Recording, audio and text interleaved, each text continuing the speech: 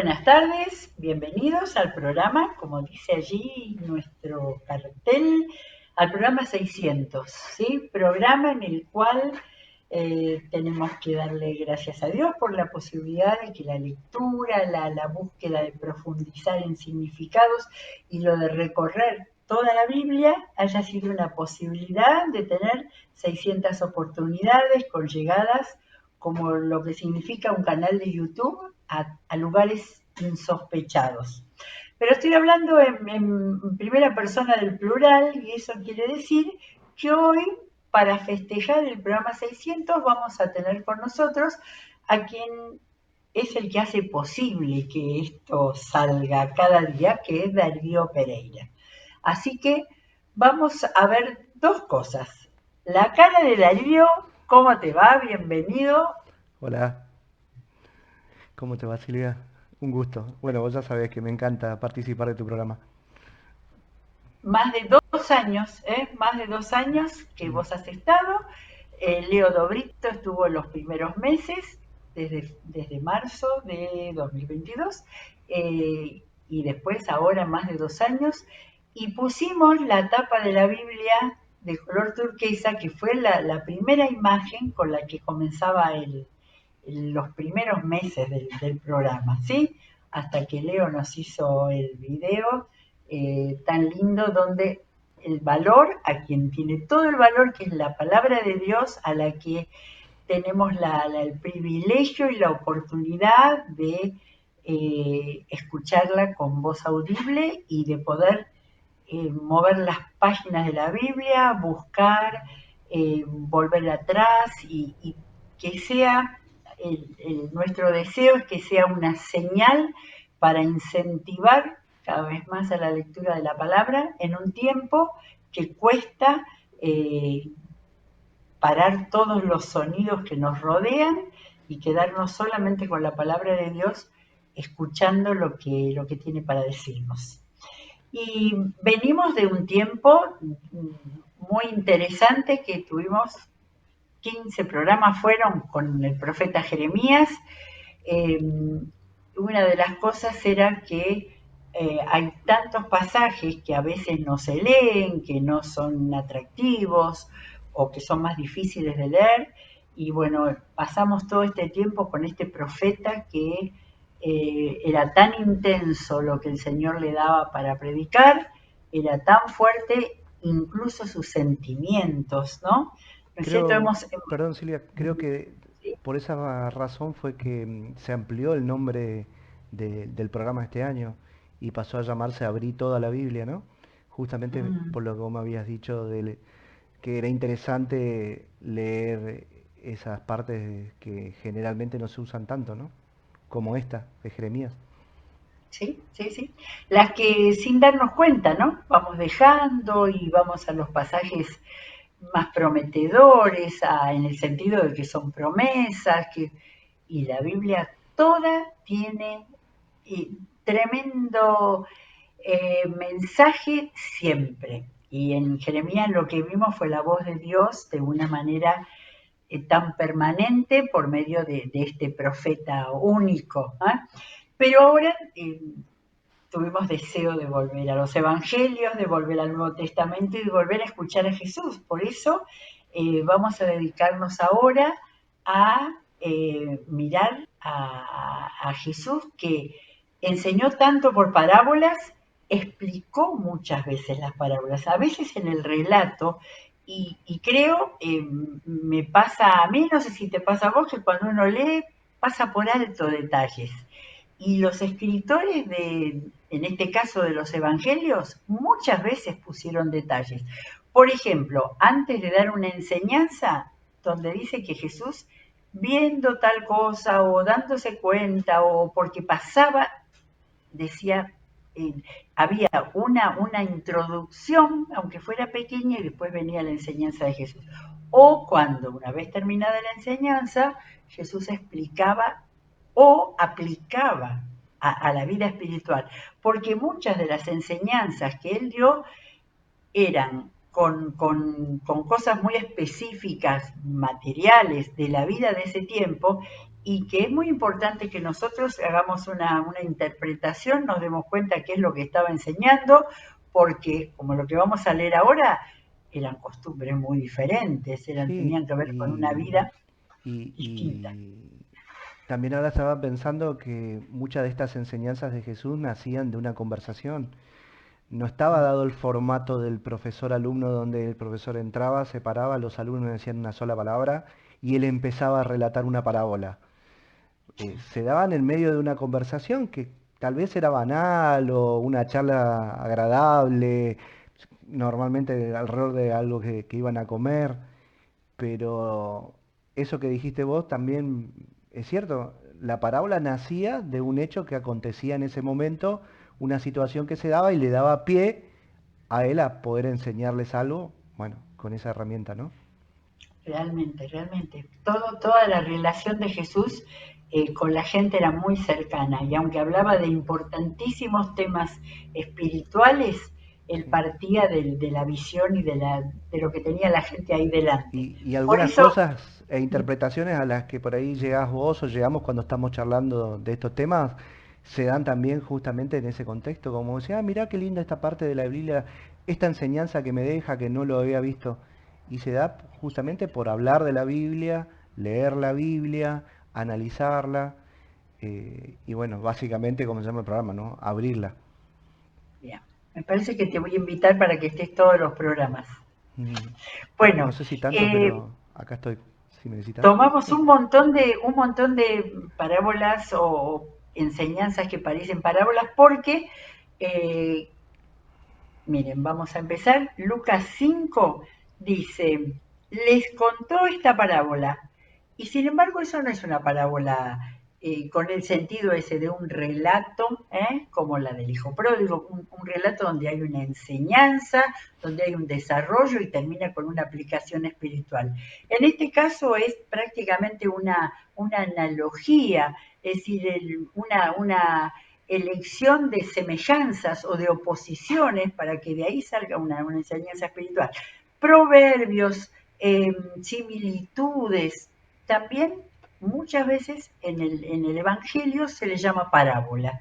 Dice Lucas les contó esta parábola, ¿no? Por supuesto que esto es el 539, hay todo un desarrollo, hay un montón de enseñanzas, de milagros, de todo, pero ahora estamos pensando en cómo Jesús enseñaba, explicaba, tomaba de una situación. ¿Qué vemos acá? Dice, les contó esta parábola. Nadie quita un retazo de un vestido nuevo para remendar un vestido viejo.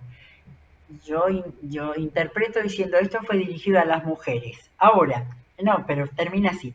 De hacerlo así, habrá rasgado el vestido nuevo y el retazo nuevo no hará juego con el vestido viejo. ¿Sí? Dedicado a las mujeres. Después agregó para los hombres, ni echa nadie vino nuevo en odres viejos. De hacerlo así, el vino nuevo hará reventar los odres, se derramará el vino y los odres se arruinarán.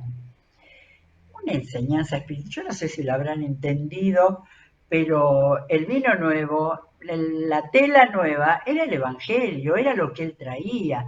Eh, Todo el trasfondo de enseñanza de los Evangelios es el reino de Dios se ha acercado. Es lo que presentó Juan el Bautista. De manera que él estaba hablando con algo muy, muy sencillo, muy, muy cotidiano, ¿no? De que lo nuevo tenía que ser recibido con apertura, con una mente abierta y realmente escuchando. Por eso tantas veces Jesús dijo, el que tiene oídos para oír, oiga, ¿no? Pero después viene, y eso me llama la atención, solamente Lucas dice esto y con este otro contexto, dice, y nadie que haya bebido vino añejo quiere el nuevo, porque dice el añejo es mejor. Entonces yo ahí cuando leo eso digo, pero es una contradicción, él estaba diciendo que lo nuevo es mejor. Pero esto es como algo irónico que Jesús decía, les dijo, ¿no? Como aquellos que se pasan añorando todo lo viejo y no se dan cuenta de lo nuevo que Jesús significaba, ¿no? Aquellos que quedaban agarrados a las viejas enseñanzas en lugar de entender, porque ellos tenían que entender que eso que Jesús traía era vino nuevo, ¿sí? Era un vestido nuevo. Me resulta raro a Jesús hablando de un vestido, pero bueno, así, no, así nos quedó a nosotros. Quizás en aquel momento decía ropa o túnica para que fuera más cercano a ellos, ¿no es cierto?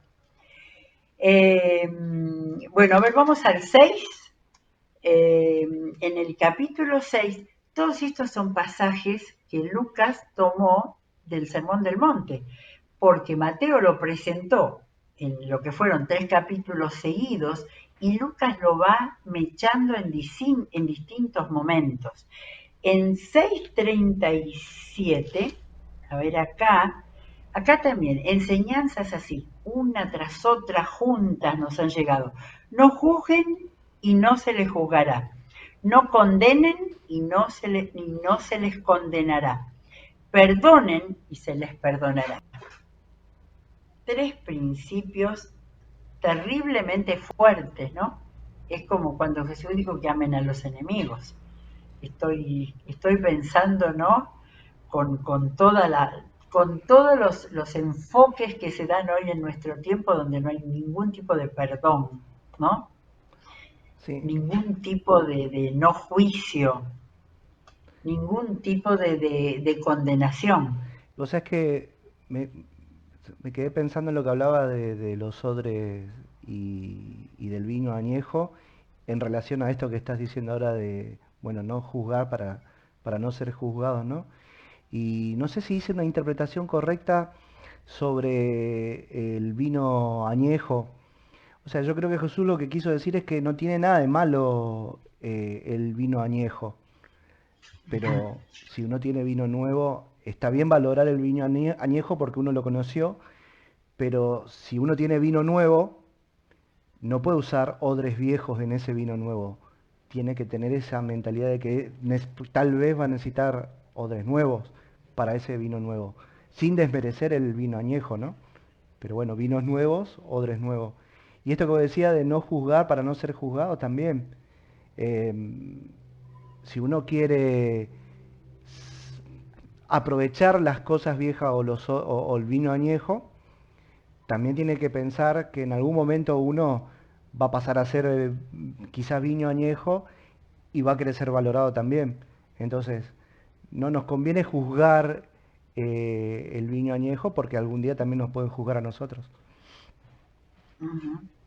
Eh, es interesante pensar que todo lo que Jesús dijo no está tomado en los evangelios porque nadie lo grabó, ¿no? ¿Cuántas más cosas es posible que Jesús dijera junto o después de estas enseñanzas? O de lo que vos decías, de conversaciones con la gente, que le dijeran, pero ¿cómo es esto? Y que Jesús explicara mucho más. Nos quedó ahí. Ahora, nuestra capacidad de interpretación, nuestra forma de trabajar los textos bíblicos en grupos y analizarlos y todo hace que podamos cada vez sacar cosas nuevas. Bueno, a ver, sigo con esto. Después de eso de no juzgar, de no condenar, dice otra enseñanza en el versículo, estoy en 6:38. Den y se les dará. Todos eran principios terribles. Para recibir hay que dar primero, pero la ilustración que da acá hay que interpretarla. Se les echará en el regazo una medida llena, apretada, sacudida y desbordante, como si fuera la recompensa por dar. Ahora, ¿cómo es eso que se les echará en el regazo? A mí me trae a la memoria mi abuela que fue campesina y que ella usaba siempre enormes delantales. Y entonces eso del regazo no es que se le tire encima de las piernas, sino por ejemplo, en un delantal que se ponga haciendo un cuenco como para que ahí se tire el regalo por ejemplo, pensar en cereales o algo que fuera la cosecha o algo así. Todo esto viene a Den y se le dará. Pero Jesús lo unió con lo anterior de no juzgar, de no condenar, dice, porque con la medida que midan a otros, se les medirá a ustedes. Yo creo que esto es una simplificación de muchas otras cosas que Jesús enseñaba sobre estos temas, ¿no? Principios que hoy día hay que volver a enseñarlos de la misma manera. No juzgar, no condenar, dar, antes de esperar o de recibir, dar, ¿no es cierto? Sigo en el 39 y en el 39 otra idea para trabajarla. Es donde dice, también les contó esta parábola, y no es una parábola, fíjense. ¿Acaso puede un ciego guiar a otro ciego? ¿No caerán ambos en el hoyo? Eso era una analogía, ¿no? Una ilustración así muy clara que uno se lo imagina, ¿no? Dos ciegos cayendo en la zanja. Ahora, ahí Jesús lo explicó. Un discípulo no está por encima de su maestro, pero todo el que haya completado el aprendizaje, a lo sumo llega al nivel de su maestro. Quizás esto se lo estaba diciendo a los discípulos que estaban haciendo un curso de aprendizaje acelerado, ¿no? Pero acá están las dos cosas. Que no está por encima de su maestro, pero que tiene que completar el aprendizaje, ¿no? Nadie hacerse demasiado sabio en su propia opinión. Y sigue, ¿no? Sigue acá en todo es un compilado del Sermón del Monte. 41, 42, ¿por qué te fijas en la astilla que tiene tu hermano en el ojo y no le das importancia a la viga que tienes en el tuyo? ¿Cómo puedes decirle a tu hermano? Acá también una analogía de una conversación. ¿Cómo puedes decirle a tu hermano, hermano, déjame sacarte la astilla del ojo cuando tú mismo no te das cuenta de la viga en el tuyo? Claro. ¿Con qué autoridad uno Sí, puede juzgar o puede ofrecer ayuda incluso sí, si no puede resolver sus propias cuestiones interiores, ¿no? totalmente, totalmente. Así que toda esta enseñanza que empezó con no juzgar, está cerrada acá con esto Incluso de la tomando en viga. cuenta que ese hermano tenía la mejor voluntad del mundo porque quería ayudar con la astilla en el ojo, Claro, pero no estaba en hermano, condiciones. había muchas veces ironía en la manera de hablar de Jesús, ¿eh? Mm, Esto sí, así es burdo el hecho de decir que uno, porque no mire la astilla tuya, no, vos tenés una viga en el ojo, una viga entera. Sería interesante pensar en las construcciones de aquel tiempo, ¿no? Había mucha madera y se sí, trabajaba, era común hablar de una viga, ¿no es cierto? ¿Qué dice? Pero después termina fuerte, porque Jesús cuando hablaba fuerte, hipócrita, saca primero la viga de tu propio ojo y entonces verás con claridad para sacar la astilla del ojo de tu hermano. Porque el que tiene la viga en el ojo no ve con claridad. claro. De manera que uno puede haber leído 1000 veces esto, pero cada vez ilumina. ¿A dónde vamos ahora? Tengo un relato que, a ver, yo quiero ver cómo lo juzgás a ese relato. Lucas 7:36, ¿sí? Yo te voy a dejar para que hagas después la... Acá viene el suceso. Primero hay un suceso. Uno de los fariseos invitó a Jesús a comer, así que fue a la casa del fariseo y se sentó a la mesa. Fantástico, Jesús iba a la casa de cualquiera, iba a comer, que significaba toda una relación, ¿no? Pero bueno, ahora bien, vivía en aquel pueblo una mujer que tenía fama de pecadora. Cuando ella se enteró de que Jesús estaba comiendo en casa del fariseo, se presentó con un frasco de alabastro lleno de perfume. Llorando, llorando, se arrojó a los pies de Jesús, de manera que se los bañaba en lágrimas. Luego se los secó con los cabellos, también se los besaba y se los ungía con el perfume. Es muy impresionante o no esta escena. A mí me parece una de las más fuertes que vivió Jesús. Sí, bueno, y yo había leído en algún momento que si bien esta mujer si llevó el perfume, tenía la intención de agasajar a Jesús con ese acto, pero que probablemente el hecho de que además haya llorado desconsolada y haya mojado los pies de Jesús con tantas lágrimas, eso fue un acto natural que se dio en ese momento, porque ella no venía con su casa con las lágrimas ya preparadas. Y por ahí yo lo veo como ese signo extra de arrepentimiento, estar Mm, desconsolada llorando. eh, lo que no sé es si era arrepentimiento o si era alegría por sentir que por fin había llegado al objetivo de ella, que era intentar ser perdonada, ¿no? Porque creo que hasta ese momento Jesús todavía no le había dicho nada como para que ella dijera, listo, ya está, ya me perdonó. Eh, pero no debe haber sido fácil para esa mujer llegar hasta ese lugar y en esa situación, en ese contexto. ujú. Y de hecho, poder eh, mojar los pies de Jesús debe haber sido un logro entre mucha gente que quizás también andaba alrededor de ellos. Y en una reunión de hombres, aparte. Uy, en esa época debe haber sido algo insólito. Y si ella tenía esa Ujú, reputación, peor todavía. ujú. Ahora, ¿cómo tendría Jesús los pies? Y mira, en esa época era normal, supongo, ¿no? Tener los pies llenos de polvo, porque se usaban sandalias y no había pavimento. Así que supongo que Sí. los debe haber tenido, no digo en el contexto de esa época sucios, pero sí los debe haber tenido con algo de polvo, ¿Y me imagino, ¿no? sentado cómo?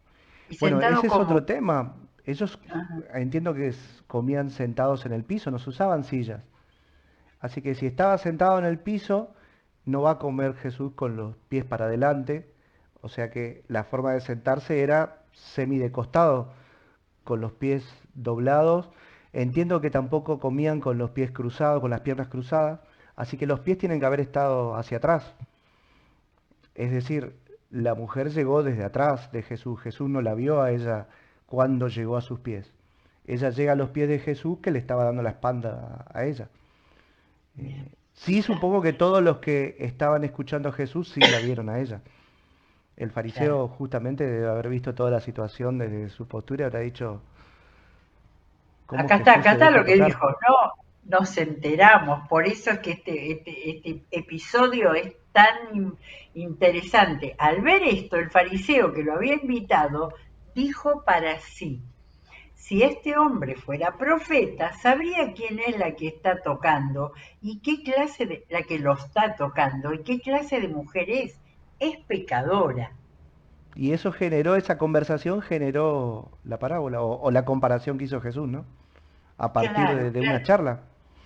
Este hombre no, bueno, él creía que no era profeta, lo que no sabía, no, era profeta, pero lo que no sabía es que Jesús le estaba leyendo los pensamientos a él. Entonces Jesús le dijo a manera de respuesta, Simón, tengo algo que decirte. Dime, maestro, respondió.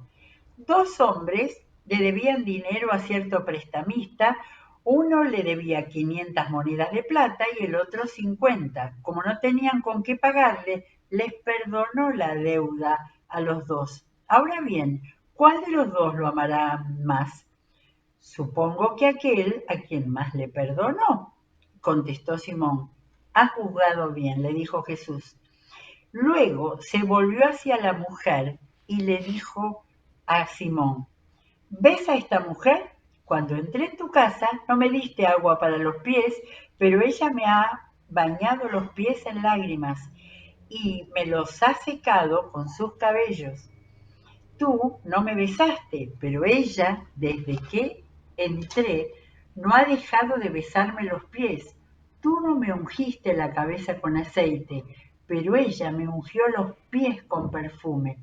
Por eso te digo, si ella ha amado mucho, y acá Jesús usó la concepción de amar, ¿eh? Si ella ha amado mucho, es que sus muchos pecados le han sido perdonados, pero a quien poco se le perdona, poco ama. Y no dejó Jesús eso ahí en el aire para que Simón se quedara pensando. Entonces le dijo Jesús a ella, tus pecados quedan perdonados.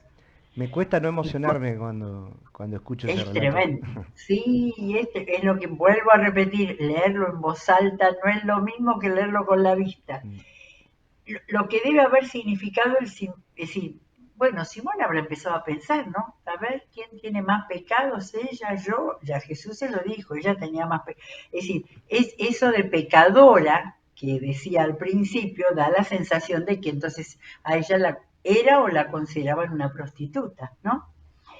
Los otros invitados comenzaron a decir entre sí, ¿quién es este que habla de perdonar pecados? Que hasta perdona pecados. Y Jesús cerró esto, no volvió a Simón, sino volvió a la mujer. Ella fue la protagonista, ¿no? Tu fe te ha salvado, le dijo Jesús a la mujer, vete en paz.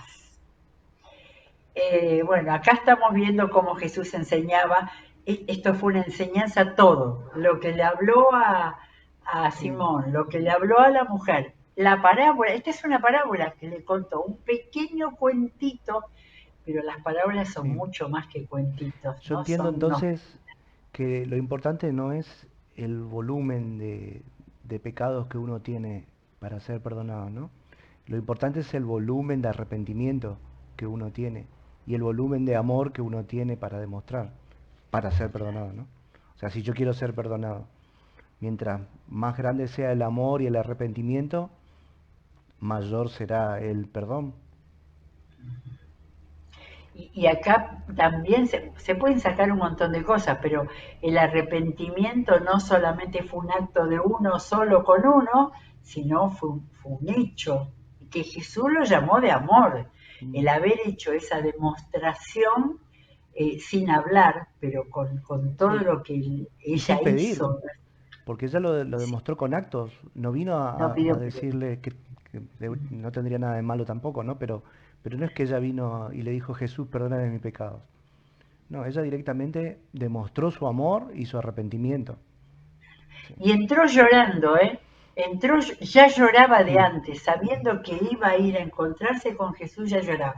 Y estamos en Lucas 7, digamos al comienzo del Evangelio, ¿no? Todavía Jesús no habría hablado tanto del arrepentimiento, pero ella tenía clarísimo que para encontrarse con Jesús sí, tenía que arrepentirse. Fantástico. Bueno, tu fe te ha salvado, o sea, fue natural lo de ella, esa fe fue natural, no se lo claro. enseñaron, lo tenía innata. Y ahí Jesús, en base a lo de ella, no lo tuvo que enseñar él, lo enseñó ella, que el arrepentimiento y el amor a Jesús era lo que Mm. le merecía que le dijera tu fe te ha salvado. ¡Qué maravilla! Bueno, a ver, de Lucas 7, Lucas 8. Lucas 8 tenemos la famosísima parábola del sembrador, que no la vamos a desarrollar. Un par de cosas también de lo que podemos ver para entenderlo desde nuestra cultura a la cultura de ese tiempo.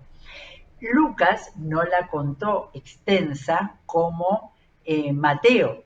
En Lucas la contó más sencillita. Un sembrador dice, de cada pueblo salía gente para ver a Jesús y cuando se reunió una gran multitud, él les contó esta parábola. Así la introduce Lucas. El sembrador salió a sembrar, al esparcir la semilla, una parte cayó junto al camino, fue pisoteada y los pájaros se la comieron. Otra parte cayó sobre las piedras y cuando brotó, las plantas se secaron por falta de humedad. Otra parte cayó entre espinos que al crecer junto con la semilla la ahogaron. Pero otra parte cayó en buen terreno, así que brotó y produjo más cosecha del 100%. Dicho esto, exclamó, el que tenga oídos para oír, oiga. ¿No? Después viene en el relato que los discípulos, que eran ya discípulos de Jesús, todavía necesitaron que se las explicara. ¿No? Pero lo que me llama la atención es el tema de los distintos terrenos, porque nosotros somos de la llanura y no tenemos todo esas diferencias, ¿no?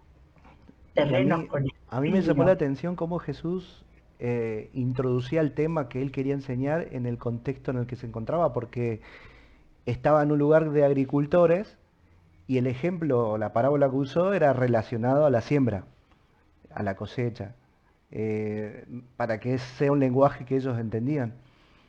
En la casa donde había pecadores, la parábola era en el contexto del pecado, ¿no? Y bueno, eso que decías vos sobre... Perdón, te interrumpí cuando estabas por comentar algo sobre los discípulos. Sí, no, a mí me hizo esto pensar en que ellos, ahora que quizás por el contexto en que estamos viviendo se habla del desierto y de la zona en la cual hay distintos tipos de terrenos, ¿no? Con más facilidad el hecho que hubiera piedras. Por supuesto que estaba hablando de personas, los que Sí, iban a recibir la semilla de la palabra. Ahora, es interesante que hasta aquí Jesús la explicó hasta acá como que los dejó pensando, ¿no? Lo que significaba. Pero no era tan difícil pensar de que había una semilla que él estaba sembrando y que cada uno podía ser o podía tener una circunstancia, una mentalidad, un corazón en el cual la recibiera o no la recibiera, ¿no? Tuviera espinos, tuviera piedras, sí. pero también pensando con el tipo de ellos, vivían en una zona montañosa, con colinas, con desierto, con valles en algunos lados, pero tenían todos Sí, estos de hecho, terrenos. algunas de las cosas que estuve leyendo me las facilitó Luis, que ahora que viene al caso, Luis Adóñez es otro de los que siempre estuvo al pie del cañón junto con Lauti Montenegro, ¿no? Para todo lo que era montaje, edición y otras actividades técnicas de este programa. Y en ese Bien. libro, en esos textos que él me había facilitado referido a la agricultura, se hablaba de que viene desde tiempos inmemorables el pueblo judío y la agricultura. Desde los tiempos de los caldeos ellos ya tenían la agricultura incorporada o algunos conocimientos que después lo perdieron quizás, o no lo perdieron, cayó en desuso en la época en la que estuvieron en el desierto, pero cultivaron al estilo de los caldeos, que creo que era con 2 cosechas anuales. Cultivaron al estilo de los egipcios, porque tuvieron mucho tiempo ahí también, que tenía porque estaban al margen del río Nilo otras costumbres, ¿no? Y Ujú. supongo que ellos en esa zona donde estaban, al tener montañas, bañas, algo de desierto, también habrán tenido diferentes estilos de cosecha.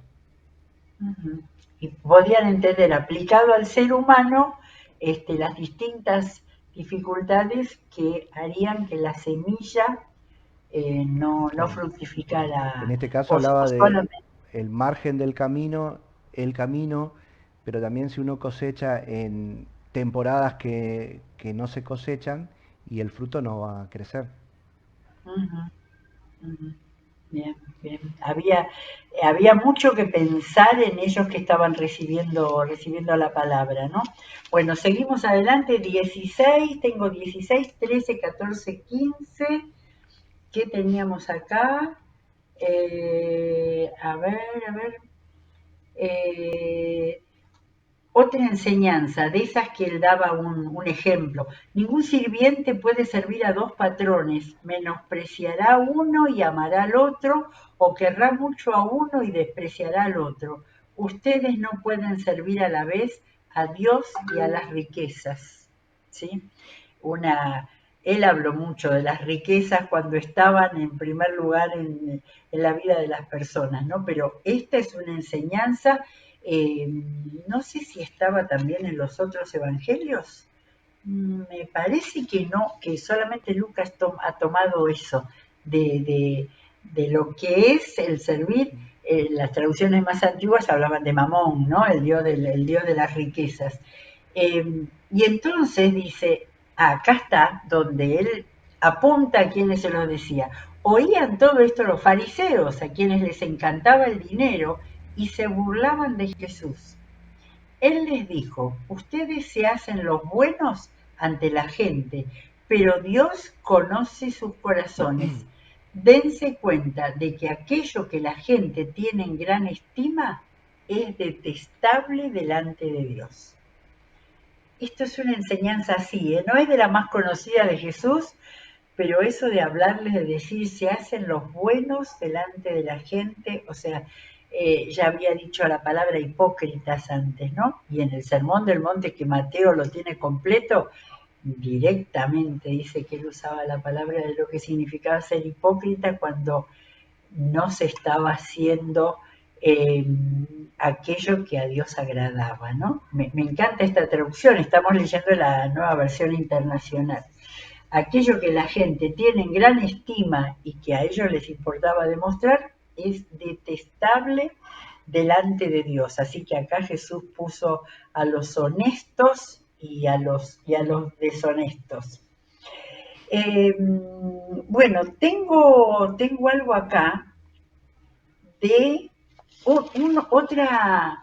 esto sí es una parábola que es muy conocida, sin embargo está solamente en Lucas. Jesús les contó a sus discípulos, hay que prestarle atención a la explicación, a la introducción. Esta fue para los discípulos, una parábola para mostrarles que debían orar siempre sin desanimarse. Les dijo, había en cierto pueblo un juez que no tenía temor de Dios ni consideración de nadie. En el mismo pueblo había una viuda que insistía en pedirle, hágame usted justicia contra mi adversario. Durante algún tiempo él se negó, pero por fin concluyó, usted, aunque no temo a Dios ni tengo consideración de nadie, como esta viuda no deja de molestarme, voy a tener que hacerle justicia, no sea que con sus visitas me haga la vida imposible. Si esto terminara acá, nos haría pensar que Dios es como un Dios injusto, que por eso hay que insistirle tanto. Pero dice Lucas, continuó el Señor. ¿Sí? Esa frasecita nos hace cambiar completamente lo que podía ser una interpretación equivocada. Tengan en cuenta lo que dijo el juez injusto. ¿Acaso Dios no hará justicia a sus escogidos que claman a Él día y noche? ¿Se tardará mucho en responderles? Les digo que sí les hará justicia y sin demora. No obstante, cuando venga el Hijo del Hombre, ¿encontrará fe en la tierra? Esa frasecita parecía relacionada a las enseñanzas con la segunda venida, ¿no? Quiere decir que Jesús siempre fue hablando de la segunda venida.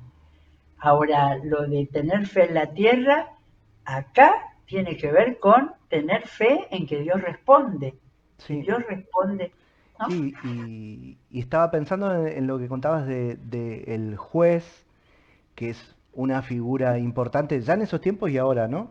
Pero uno siempre tiene la idea de que el juez está ocupado con grandes temas y que toma decisiones o es árbitro en grandes temas, ¿no? Y me siento yo identificado con la viuda, que quizás en el contexto de un juez tenía un problema menor, un problema chiquito, tal vez era una pavada, para un juez que estaba en grandes temas y muchos temas. Ahora, esta oración insistente de la viuda una y otra vez logró algo que quizás podía parecer inédito, que un juez ocupado en grandes temas prestara atención a ese tema pequeño y cumpliera con las necesidades de la viuda. Entonces Claro. por ahí trasladándolo esto a Dios, que uno a veces piensa, no, Dios debe estar en grandes cosas, ¿qué puede hacer mi pequeña oración en el contexto de todo el grupo grande de cosas? Y bueno, esa calculo que es la enseñanza de Jesucristo, que Dios escucha a todos. Y no importa qué tan pequeña sea nuestra necesidad, la insistencia y la oración va a lograr lo que por ahí uno imagina que es imposible incluso. Claro que sí.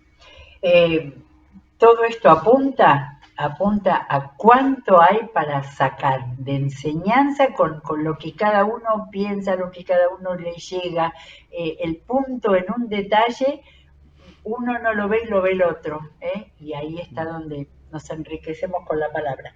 Bueno, Eh, Nos estamos pasando de tiempo, pero hoy, por ser el programa 600, esperamos que no nos corte nadie a la hora, a la media hora, sino que podemos terminar un poco más. Bueno, yo Eh, normalmente tengo el tiempo acá, el cronómetro corriendo y sé cuántos minutos exactos llevamos, así que te puedo decir que sí. estamos en 40, justo. Bueno, muy bien. Vamos a hacer un petitorio especial de que nos permitan, igual en la programación horaria Sí, de nuestro canal, no viene nada de manera que es una tenemos. ventaja que tenemos nosotros. Y para quienes escuchan el programa en cualquier momento que está subido al canal, también puede llegar al fin. Eh, a ver, temas que tienen que ver, vamos a ver desde el 13, el 20 y el 21, con el asunto de, estamos mirando un poco la vida doméstica, la vida común de la gente, que era con la cual Jesús daba las grandes enseñanzas, ¿no? A ver, el tema de lo que, a ver, en el 13, 6, 9, acá así planteamos el tema de de las plantas, de los sembrados, de aquello que era lo común para la gente de ese tiempo. En un pedacito hay un versículo, a ver, 13 6. Entonces les contó esta parábola, ¿eh? No vamos a mirar el contexto, seguramente había alguna otra enseñanza, porque acá dice entonces, ¿ah? Les contó esta parábola. Un hombre tenía una higuera plantada en su viñedo, pero cuando fue a buscar fruto en ella no encontró nada. Así que le dijo al viñador, mira, ya hace 3 años que vengo a buscar fruto en esta higuera y no he encontrado nada. Córtala. ¿Para qué ha de ocupar terreno? Señor, le contestó el viñador, déjela todavía por un año más, para que yo pueda cavar a su alrededor y echarle abono. Así, tal vez en adelante dé fruto, si no, corta. Y nada más, ¿eh? Porque después Lucas siguió con otra enseñanza, con otro suceso de la mujer enferma, y nos queda acá, distinto de otras enseñanzas que hubo, ¿no? Cuando Jesús hizo secar una higuera, pero era otra enseñanza. Jesús enseñaba con lo que tenía ahí delante, ¿no es cierto? Como en este caso, ¿qué se te ocurre pensar con respecto a esta higuera que le dieron un año de Y por vida? ahí suena un poquito duro, ¿no? Pero yo creo que Dios tiene una infinita paciencia, pero incluso Dios en su infinita paciencia tiene un límite y que Ujú. nosotros como hijos tenemos que mostrar los frutos que podemos dar en el tiempo eh, lógico de una higuera. O sea, la higuera tiene un periodo de vida y ese es el periodo de vida en que tiene que mostrar frutos. Si en determinado tiempo no muestra frutos, esa higuera no está cumpliendo la función para la que fue plantada. Entonces creo que ese sería el sentido que yo le vería. Puede tener el dueño del higo muchísima paciencia, pero también tiene un límite y nosotros tenemos que intentar mostrar nuestros frutos en ese tiempo. Nos hace pensar esto, ¿no? Jesús hablaba de la tierra que debe ser cada uno para recibir su semilla. Y acá es como que está avanzando más, ¿no? Ya en la vida de discípulo tiene que dar fruto porque eso es lo que la naturaleza exige, eso es lo que así Dios hizo la Sí, naturaleza. incluso así se le da un año más Un de año más. oportunidad con Es abono, a ver si da frutos. es una parábola porque Dios a veces da más de un año Claro, y sí, sí. uno cae Eh, con tiempo que no es fértil, ¿no? sí, hasta Hasta de hecho que se podría interpretar como que siempre da una oportunidad más, que claro. nosotros lo usamos cuando queremos decir que siempre hay una después de otra y después de otra. Siempre hay una oportunidad más. Tengo otra de la higuera también en Lucas. Lucas no cuenta, si no me equivoco, no cuenta de que Jesús secó la higuera. Eso no está en Lucas, pero en Lucas 21, 29 claro, estaba ya hablando del fin. También les propuso esta comparación, acá no dice parábola. Fíjense en la higuera y en los demás árboles, cuando brotan las hojas, ustedes pueden ver por sí mismos y saber que el verano está cerca. Igualmente, cuando vean que suceden estas cosas que él había contado, sepan que el reino de Dios está cerca. O Mm. sea, nuevamente era evidente que ellos tenían muchas higueras allí en higueras y viñedos, ¿no es cierto? Eran plantas que no necesitan mucha agua y que sí están en esos terrenos semidesérticos o Sí. algo así.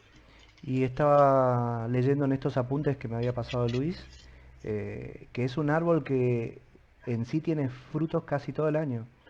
O sea, 10 meses al año el árbol tiene frutos. Y de hecho en invierno cuando tiene menos frutos algunos se pueden encontrar. Por eso debe ser también que era tan extraño una higuera sin frutos. Más Ajá, todavía si era durante 2 o 3 años. Era poco común. bien, bien. Qué, qué bueno.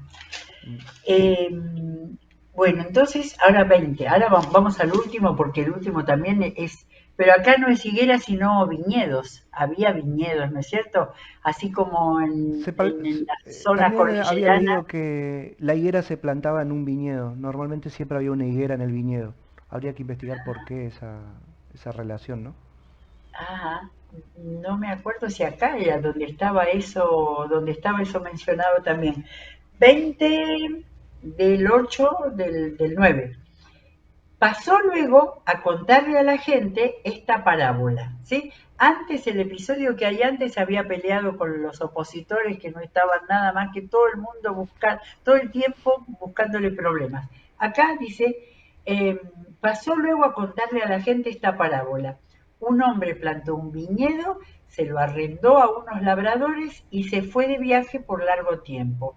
Llegada la cosecha, mandó un siervo a los labradores para que le dieran parte de la cosecha, pero los labradores lo golpearon y lo despidieron con las manos vacías. Les envió otro siervo, pero también a este lo golpearon, lo humillaron y lo despidieron con las manos vacías. Luego envió un tercero, pero a este lo hirieron y lo expulsaron. Entonces pensó el dueño del viñedo: ¿qué voy a hacer? Enviaré a mi hijo amado, seguro que a él sí lo respetarán. Pero cuando lo vieron los labradores, trataron el asunto. Este es el heredero, dijeron, matémoslo y la herencia será nuestra. Así que lo arrojaron fuera del viñedo y lo mataron. ¿Qué les hará el dueño? ¿Volverá? ¿Acabará con los labradores y dará el viñedo a otros? Interesante la respuesta de Jesús. Al oír esto, la gente exclamó: Dios no lo quiera. Mirándolos fijamente, Jesús les dijo: entonces, ¿qué significa esto que está escrito? Es interesantísimo porque esa parábola estaba hablando de él. A él lo iban a matar y todavía no podían entenderlo, aunque sus discípulos ya habían escuchado lo que Jesús les había dicho. Pero ¿cómo cerró Jesús esta enseñanza? Les dijo: ¿qué significa esto que está escrito? Y les dijo un versículo del Salmo 118. La piedra que desecharon los constructores ha llegado a ser la piedra angular. Les estaba diciendo que al que iban a desechar iba a ser él, y que él iba a ser esa piedra de ese Salmo 118, que era el Salmo de David, tan conocido que lo sabrían de memoria. Pero después agregó: y todo el que caiga sobre esa piedra quedará despedazado, y si ella cae sobre alguien, lo hará polvo. Y eso es un versículo que se refiere a lo mismo del Salmo 118, pero de Isaías 8. Los maestros de la ley y los jefes de los sacerdotes, cayendo en cuenta que la parábola iba dirigida contra ellos, buscaron la manera de echarle mano en aquel mismo momento, pero temían al pueblo. Así que hay tanto para quedarnos siguiendo hablando de todo lo que uno entiende piensa, Y busca, creo busca, que en este caso entendieron perfectamente el mensaje. Por eso ese por lo susto. menos los que lo querían matar, ¿no? Mm, Que no había más remedio que matarlo. No había nada, no había nada que los hiciera pensar, ¿no? Y razonar en este viñedo de una parábola que todo el contexto era de injusticia. Mataban o echaban y humillaban y herían a quien venía a buscar los sí. resultados de la cosecha.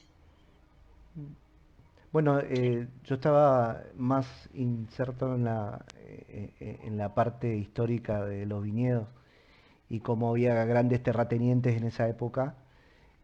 Otra vez, gracias a Luis por acercarme estos apuntes, grandes terratenientes que viajaban mucho, entonces ellos compraban tierras fértiles para poder ahí plantar un viñedo y se subarrendaba a personas que se ocupaban de cuidarla, ¿no? Y esa persona, la dueña, lo que hacía era ir a buscar los frutos cada tanto.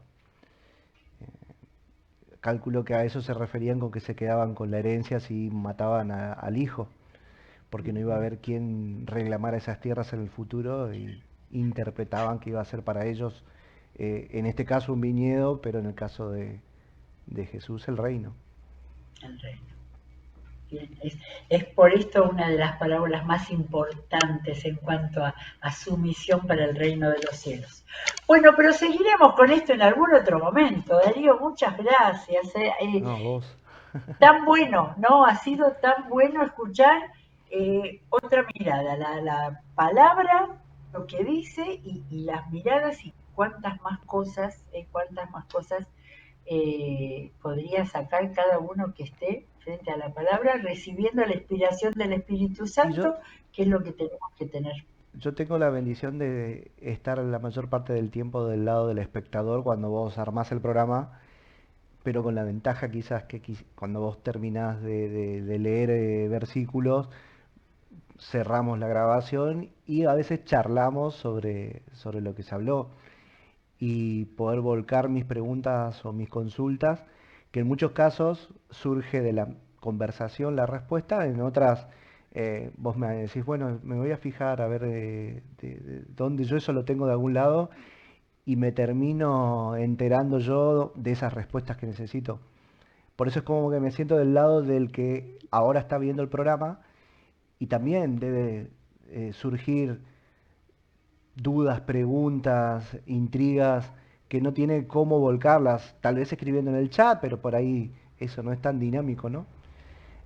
Así que cualquier persona que escuchando estos relatos, escuchando cómo vos abrís la Biblia, abrís toda la Biblia y la desglosás, tiene la oportunidad de escribirnos, contarnos sus pensamientos y tal vez de ahí también de esa charla salga algo interesante, ¿no? No es solo, o sea, para mí es un privilegio estar acá, pero lo traslado a todas las personas que pueden estar viendo el programa. Todas pueden tener esa oportunidad si quisieran de hacer sus preguntas y entre todos tratar de encontrar una explicación. Porque la respuesta está en la Biblia, la respuesta está en Jesús Claro, y en sus enseñanzas. O seguro. sea, no la tenemos Y nosotros, están ahí. sí, estaba pensando que los programas van grabados del día anterior y que se puede igual leer, si lo que hubiera en el chat, leerlo y guardarlo para el programa Claro. siguiente. Claro que sí, Bueno, esta claro herramienta que de sí. YouTube tiene la posibilidad de dejar en cada uno de los videos un renglón con comentarios, ¿no? Que pueden ser preguntas, ¿por qué Claro, no? está, está. Bueno, muchísimas gracias. De nuevo, gracias a Dios porque permite que desde la Iglesia del Centro haya este espacio y que sirva realmente para que la palabra llegue cada vez más. Será hasta mañana, que el Señor los bendiga. Bendiciones.